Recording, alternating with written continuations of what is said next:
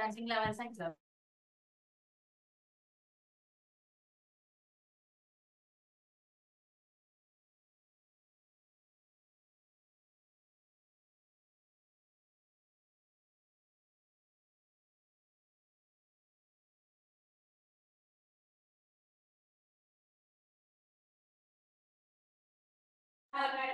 स्वातंत्र्याचे अंतिम पर्व. आज आपण इतिहासाचा पुढचा टप्पा आपण बघतोय.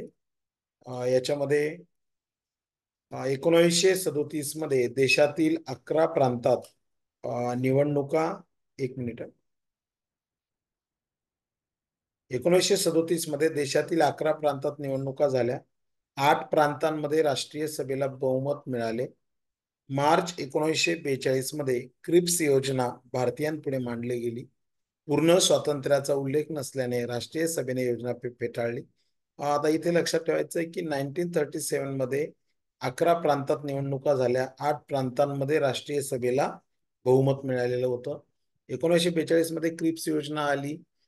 राष्ट्रीय सभेने मात्र ही योजना फेटाळलेली आहे. 7 ऑगस्ट 1942 मध्ये मुंबईचा गवालिया टँक जे आहे तिथे राष्ट्रीय सभेचे अधिवेशन सुरू झाले.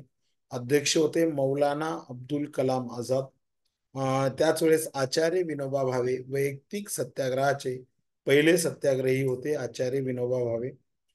त्यानंतर नंदुरबार येथील शाळकरी मुलांनी तिरंगी झेंडा घेऊन मिरवणूक काढली. पोलिसांनी गोळीबार केला. त्यामध्ये शिरीष कुमार, लालदास, धनसुखलाल, राशीधर, घनश्याम नावाचे विद्यार्थी हुतात्मे झाले. त्यामध्ये शिरीष कुमार कोतवाल नंदुरबारला त्यांचं स्मारक सुद्धा आहे. त्याचबरोबर पुढे बघूया आपण.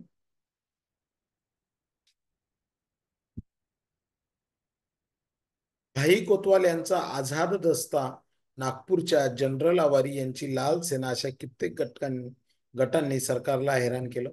तर भाई कोतवाल जे आहेत त्यांचा आझाद दस्ता नागपूरच्या जनरल आवारी यांची लाल सेना. लक्षात ठेवायचंय आझाद दस्ता म्हणजे मॅच द पेअर मध्ये येऊ शकतं. आझाद दस्ता कोणाचा होता? भाई कोतवालांचा होता. लाल सेना कोणाची होती? तर नागपूरच्या जनरल आवारी यांची होती. त्याच वेळेस मुंबईला विठ्ठल झवेरी, उषा मेहता व त्यांच्या साथीदारांनी एक गुप्त प्रक्षेपण केंद्र स्थापन केले. त्याला आझाद रेडिओ असं म्हणत असत. तर मुंबईमध्ये एक आझाद रेडिओचं एक गुप्त केंद्र सुरू करण्यात आलं होतं. त्यामध्ये विठ्ठल झवेरी आणि उषा मेहता त्यांच्या साथीदारांनी केंद्र स्थापन केलं होतं. बंगालमधील मिदनापूर, उत्तर प्रदेशातील बालिया, आझमगड, बिहारमधील कागलपूर, पूर्णिया या जिल्ह्यांमध्ये प्रति सरकारे स्थापन झाली. लक्षात ठेवायचं प्रति सरकार कुठे कुठे स्थापन झाले? बंगालमधलं मिदनापूर, उत्तर प्रदेशातील बालिया, आझमगड, बिहारमधील कागलपूर, पूर्णिया या जिल्ह्यांमध्ये प्रति सरकारे स्थापन करण्यात आली. 1942 मध्ये क्रांतिसिंह नाना पाटील यांनी 1942 मध्ये प्रति सरकार स्थापन केले. 1942 मध्ये क्रांतिसिंह नाना पाटील यांनी सातारा जिल्ह्यामध्ये प्रति सरकार स्थापन केले. त्यानंतर तुफान सेना GD उर्फ बापूलाड यांच्या नेतृत्वाखाली स्थापन करण्यात आली. त्या सेनेचं नाव होतं तुफान सेना. सुभाषचंद्र बोस यांनी राष्ट्रीय सभेचे अध्यक्षस्थान 2 वेळा भूषवलेलं आहे. त्यांनी फॉरवर्ड ब्लॉक हा पक्ष त्या काळात स्थापन केला होता. लक्षात ठेवायचंय राष्ट्रीय सभा जी आहे तिचं अध्यक्षस्थान 2 वेळा सुभाषचंद्र बोस यांनी भूषवलेला आहे. फॉरवर्ड ब्लॉक नावाचा पक्ष त्यांनी स्थापन केला. हा प्रश्न विचारला गेलाय इंडियन इंडिपेंडन्स लीगची स्थापना कोणी केली? तर इंडियन इंडिपेंडन्स लीगची स्थापना रास बिहारी बोस यांनी इंडियन इंडिपेंडन्स लीग ची स्थापना केली. त्यानंतर पुढचा मुद्दा आहे महत्वाचा. त्यामध्ये आहे जर्मनीमध्ये फ्री इंडिया सेंटर सुद्धा रास बिहारी बोस यांनी सुरू केलेला आहे. त्यानंतर युद्धबंदी झालेल्या भारतीय सैनिकांची एक सेना कॅप्टन मोहन सिंग यांच्या मदतीने रासबिहारी बोस यांनी तयार केली. आझाद हिंद सेना नाव दिले. तर आझाद हिंद सेनेची स्थापना कोणी केली असा जर प्रश्न आला तर रासबिहारी बोस हे उत्तर आहे.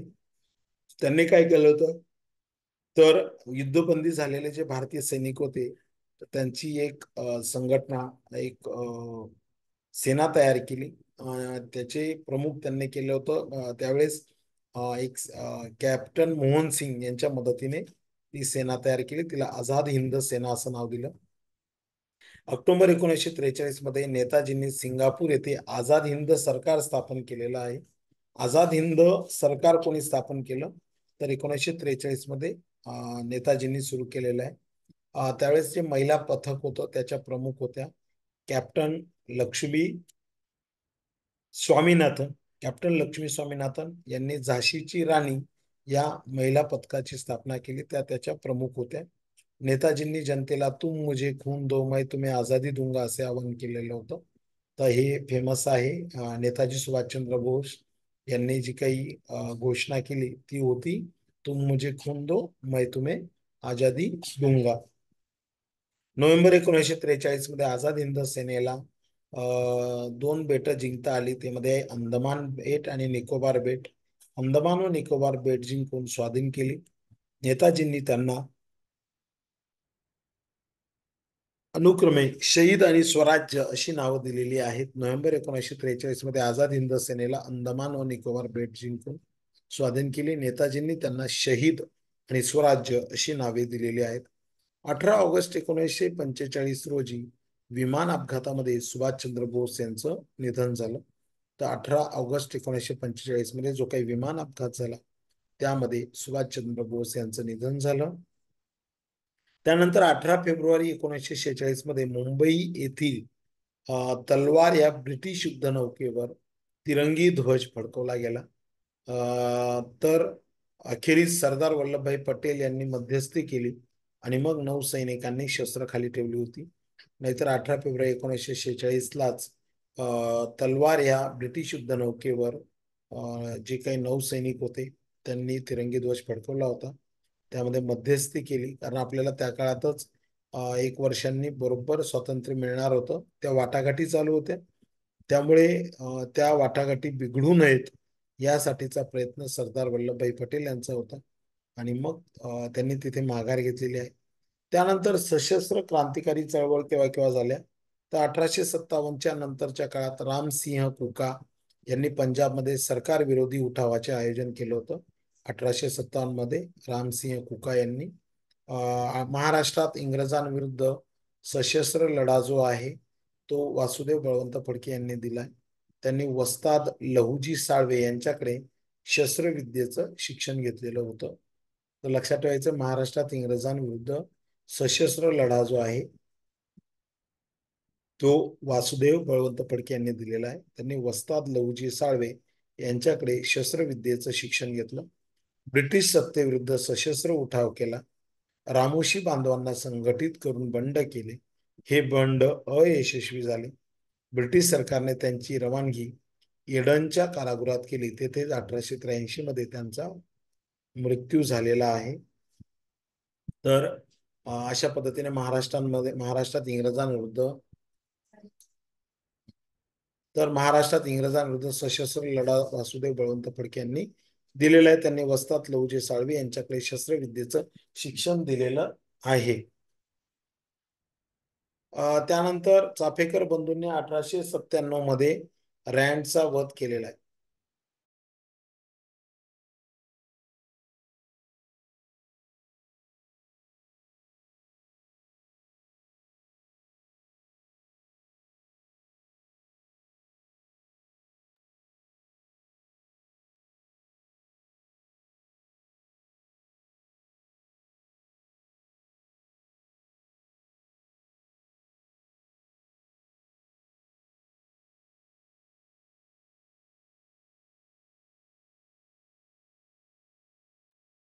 चाफेकर बंधूंनी 1897ला रँडचा वध केला.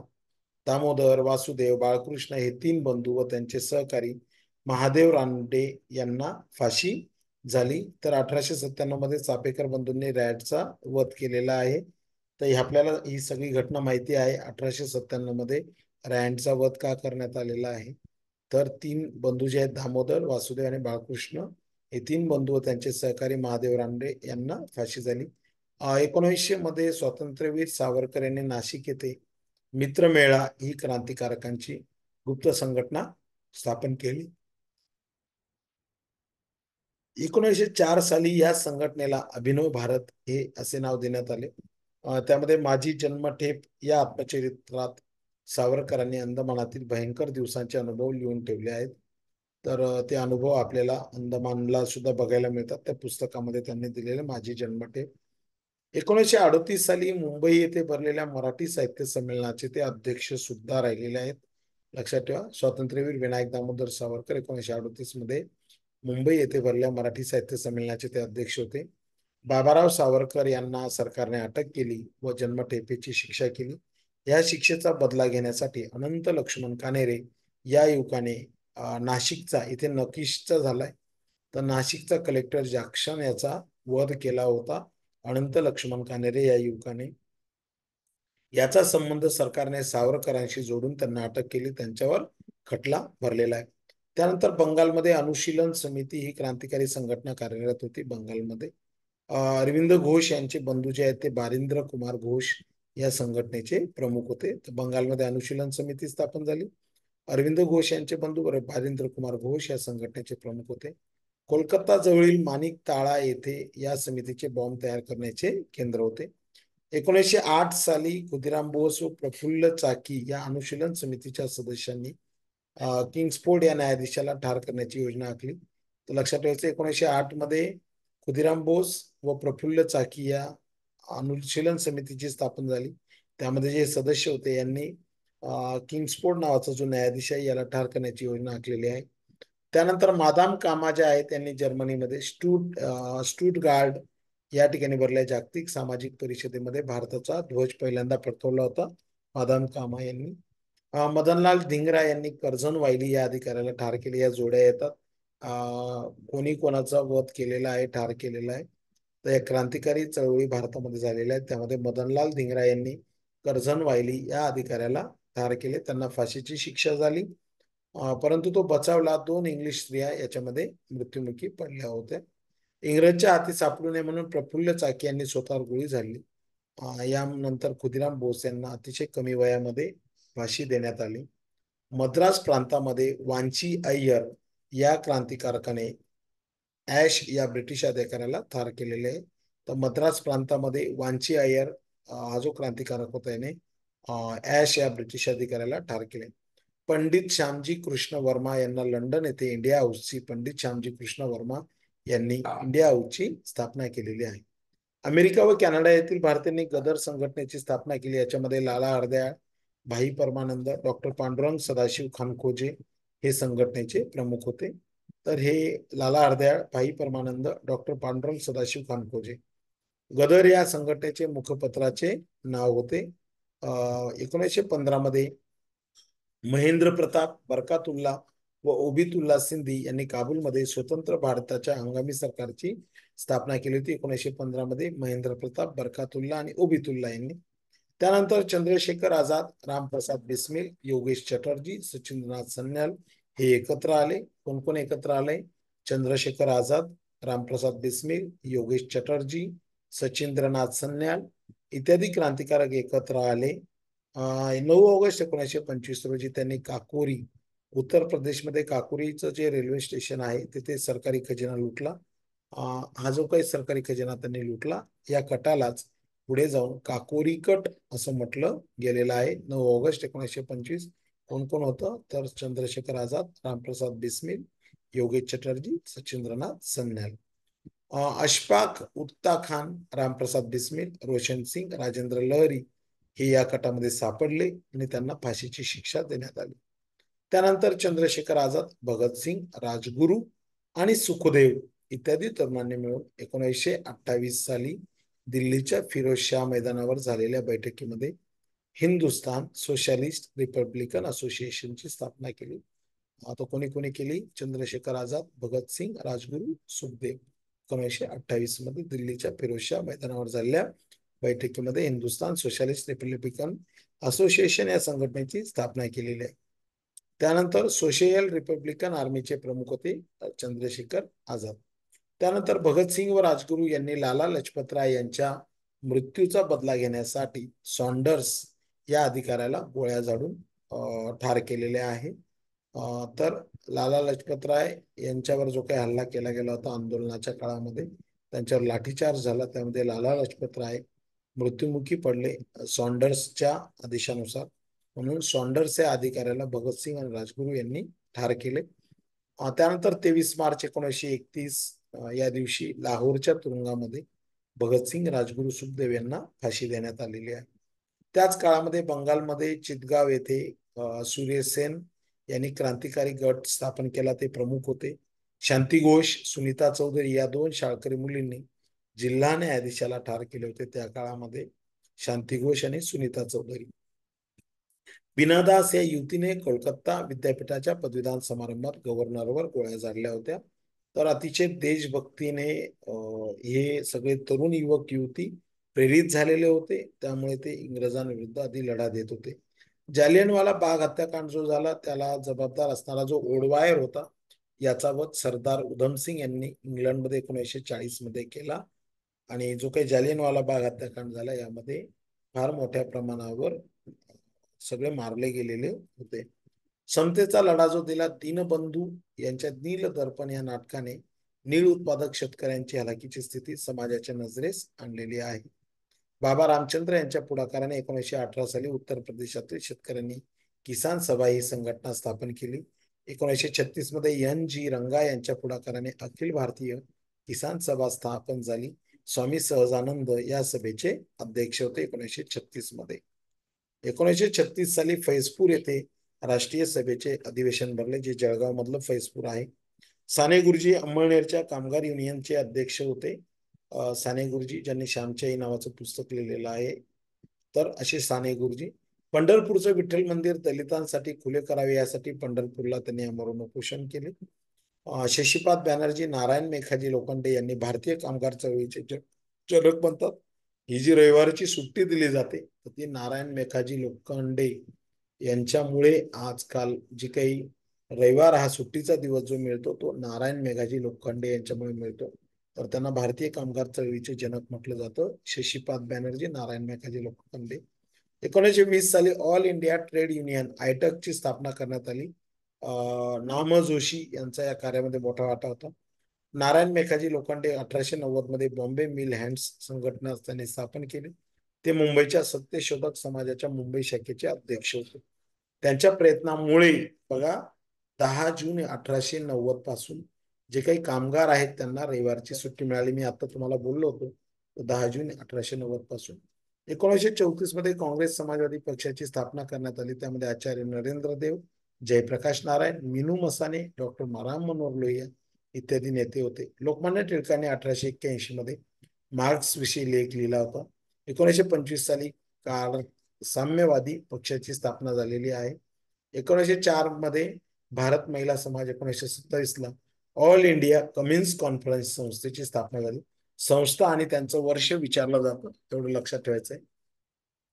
रखमाबाई जनार्दन सावे या भारतातल्या वैद्यकीय सेवा देणाऱ्या पहिल्या स्त्री डॉक्टर राजकोट येथे होत्या. त्यांनी रेडक्रॉस सोसायटीची शाखा उघडली. आनंदीबाई जोशी या भारतातल्या पहिल्या महिला डॉक्टर आहेत. मार्च 1886 मध्ये त्यांच्यावर चित्रपट सुद्धा येऊन गेलाय. मार्च 1886 मध्ये MD ही त्यांनी पदवी घेतली, मास्टर ऑफ डॉक्टरेट. गोपाळ बाबा वलंकर यांनी 1888 मध्ये विटाळ विध्वंसन या पुस्तकातून अस्पृश्यतेचे खंडन केलेले आहे. गोपाळ बाबा वलंकर यांनी 1888 मध्ये विटाळ विध्वंसन. शिवराय जानबा कांबळे यांनी सोमवंशीय मित्र हे मासिक 1 जुलै 1908 रोजी सुरू केलेले आहे. शिवराय जानबा कांबळे सोमवंशीय मित्र मासिक रोजी सुरू केले. महर्षी विठ्ठल रामजी शिंदे यांनी दलितांच्या प्रगतीसाठी 1906 मध्ये डिस्प्रेस्ड क्लासेस मिशन ही संस्था सुरू केली. राजश्री शाहू महाराजांनी कोल्हापूर संस्थानात आरक्षणाचा क्रांतिकारी जाहीरनामा काढला. मोफत व सक्तीचं प्राथमिक शिक्षण त्यांनी सुरू केलं. 22 फेब्रुवारी 1918 ला कोल्हापूर संस्थानाच्या गॅझेटमध्ये जाहीरनामा प्रसिद्ध होऊन बलुतेदारी पद्धत नष्ट करण्यात आली. बाबासाहेब आंबेडकरांनी 1924 मध्ये बहिष्कृत हितकारणी सभेची स्थापना केली. शिका, संघटित वा संघर्ष करा असा संदेश दिला. बाबासाहेबांनी मुंबई प्रांताच्या विधिमंडळामध्ये सार्वजनिक पानवटे अस्पृश्यांना खुले करून दिले. विधेयक संमत करून घेतले. नाशिकच्या काळाराम मंदिर जे आहे प्रसिद्ध मंदिर आहे, 1930 मध्ये त्यांनी सत्याग्रह केला. त्याचं नेतृत्व दादासाहेब गायकवाडांनी केलेलं आहे. आंबेडकरांनी मूकनायक, बहिष्कृत भारत, जनता समता ही वृत्तपत्रे सुरू केली. स्वतंत्र मजूर पक्ष स्थापन केला. 1942 मध्ये शेड्यूल कास्ट फेडरेशनची स्थापना केली. 1930 साली डॉक्टर मुहम्मद इक्बाल या प्रसिद्ध कवीने स्वतंत्र मुस्लिम राष्ट्राचा विचार मांडला. पुढे चौधरी रहमत अली यांनी पाकिस्तानची कल्पना मांडली आणि इथून खऱ्या अर्थाने जो अखंड हिंदुस्थान होता त्याचे दोन भाग इथून ही कल्पना सुरू झाली. बॅरिस्टर मोहम्मद अली जिना यांनी द्विराष्ट्र सिद्धांत मांडून पाकिस्तानची मागणी केली. 1945 मध्ये भारताचे व्हाईसरॉय लॉर्ड ओवेल यांनी एक योजना तयार केली, तिला ओवेल योजना म्हणतात. 1946च्या मार्चमध्ये पॅथिक लॉरेन्स, स्टॅफर्ड क्रिप्स आणि एव्ही अलेक्झांडर या ब्रिटिश शिष्टमंडळाने इंग्लंडची योजना भारतीय नेत्यांसमोर मांडली. त्याच योजनेला त्रिमंत्री योजना म्हणतात. 16 ऑगस्ट 1946ला दिवस प्रत्यक्ष कृती दिन म्हणून पाळण्याचे मुस्लिम लीगने जाहीर केले. हिंसक मार्गाचा अवलंब केला. माउंट बॅटन योजनेच्या आधारे 18 जुलै 1947 रोजी इंग्लंडच्या पार्लमेंटने भारताच्या स्वातंत्र्याचा कायदा संमत केला. 15 ऑगस्ट 1947ला भारताला स्वातंत्र्य मिळाले. 30 जानेवारी 1948ला नथुराम गोडसे याने गांधीजींची हत्या केली. स्वातंत्र्य लढ्याची परिपूर्ती झालेली आहे. 1948 फेब्रुवारीमध्ये जुनागड भारतात विलीन झाले. 1927 मध्ये अखिल भारतीय प्रजा परिषद स्थापन करण्यात आली. जुनागड, हैदराबाद, काश्मीर संस्थानांचा अपवाद वगळता सगळी संस्थाने भारतात विलीन झाली आणि भारत एक राष्ट्र म्हणून आला. 1938 साली स्वामी नाभानंद तीर्थन यांनी हैदराबाद स्टेट काँग्रेसची स्थापना केली. भारत सरकारने 13 सप्टेंबर 1948 रोजी हैदराबादच्या विजयाविरुद्ध पोलीस कारवाई सुरू केली. यास ऑपरेशन पोलो सांकेतिक नाव दिले. 17 सप्टेंबर 1948 निजाम शरण आला. 17 सप्टेंबर हैदराबाद मुक्ती संग्रामाचा दिवस मराठवाड्यामध्ये मराठवाडा मुक्ती दिन म्हणून साजरा केला जातो. गोवा मुक्ती लढा 1945 डॉक्टर कुन्हा यांनी गोवा युथ लीगची स्थापना केली. 19 डिसेंबर 1961 रोजी गोवा पोर्तुगीजांच्या वर्चस्वातून मुक्त झाला आणि नंतर महाराष्ट्र राज्याची निर्मिती झाली. त्यासाठी संयुक्त महाराष्ट्र चळवळ 1946 पासून सुरू झाली. लोकमान्य टिळकांनी 1915 पासून भाषावर प्रांत रचनेची 1915 मध्येच मागणी केली होती. 12 मे 1946 बेळगाव येथे झालेल्या साहित्य संमेलनात संयुक्त महासंदर्भात महत्वपूर्ण ठराव मंजूर झाला. 28 जुलै रोजी मुंबई येथे शंकरराव देव यांच्या अध्यक्षतेखाली महाराष्ट्र एकीकरण परिषद भरली. डॉक्टर राजेंद्र प्रसाद यांनी 17 जून 1947 रोजी न्यायाधीश एस केदार यांच्या अध्यक्षतेखाली भाषावर प्रांत रचनेसाठी कमिशन स्थापन केलं. काँग्रेसने 29 डिसेंबर 1948 रोजी एक समिती नेमली. त्यामध्ये नेहरू, पटेल, पट्टाभी सीतारामय्या होते. यामुळे ही समिती JVP म्हणून ओळखली जाते. जवाहरलाल नेहरू, नंतर वल्लभभाई पटेल आणि पट्टाभी सीतारामय्या होते. भारत सरकारने न्यायमूर्ती एस फाजल अली यांच्या अध्यक्षतेखाली 29 डिसेंबर 1953ला राज्य पुनर्रचना आयोग स्थापन केला. ज्यावेळी मुंबई महाराष्ट्राला मिळणार नाही हे स्पष्ट झाले तेव्हा प्रचंड जनआंदोलन झाले. राज्य शासनाने केलेल्या गोळीबारात 106 हुतात्मे झाले. एप्रिल 1960 मध्ये संसदेने मुंबई पुनर्रचना कायदा मंजूर केला. यानुसार 1 मे 1960 रोजी महाराष्ट्र निर्माण झाला. यशवंतराव चव्हाण पहिले मुख्यमंत्री झाले. प्रबोधन, केसरी, सकाळ, नवाकाळ, नवयुग, प्रभात अनेक वृत्तपत्र वैशिष्ट्यपूर्ण कामगिरी केली. बाळासाहेब ठाकरेंनी मावळा टोपण नावाने व्यंगचित्र काढून जन आंदोलन व्यापक बनवलेलं होतं. अशा पद्धतीने ही 8वीच्या पुस्तकातली महत्वाची नोट्स आपण बघितलेल्या आहे. तर सध्या अर्धा तास लेक्चर चालू होणार आहे. येत्या आठवड्यामध्ये आपण 1-1 तासाचे लेक्चर नंतर घेणार आहोत. पुन्हा भेटूया नवीन लेक्चरचं. गुड नाईट, शुभरात्री, थँक्यू.